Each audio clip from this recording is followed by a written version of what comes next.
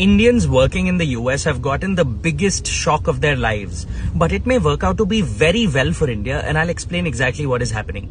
So yesterday, President Trump mentioned that any American company hiring foreign workers on H-1B visa will have to pay $100,000 every year to the US government in the form of a fee.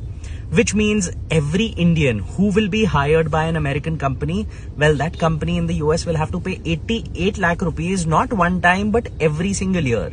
Now, this means that practically all the Indians working in the US and are not already US citizens may have to come back, because right now this is a presidential order, and whether it's going to sustain in the US Congress or not, we can't really say. But imagine it does. I'll tell you what will happen. For example, when I speak with the administration at B schools in India like ISB as well as IIMA, the administration is really happy because right now the kind of applicants they're getting to these colleges for the MBA program are absolutely phenomenal.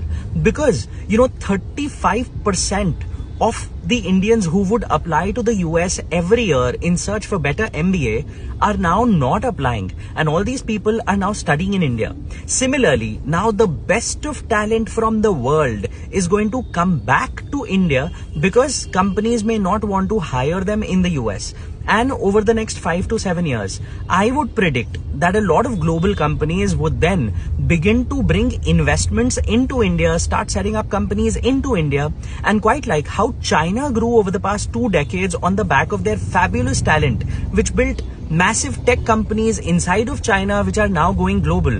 The same journey may actually happen for India over the next 1 decade, because 71% of the H-1B applicants are actually Indians and only 12% are Chinese, which is why, while it is really painful for people who have family members in the US working right now in the short term, in the long term, it may be a fabulous golden opportunity for our country, India. Share it with someone who may need it.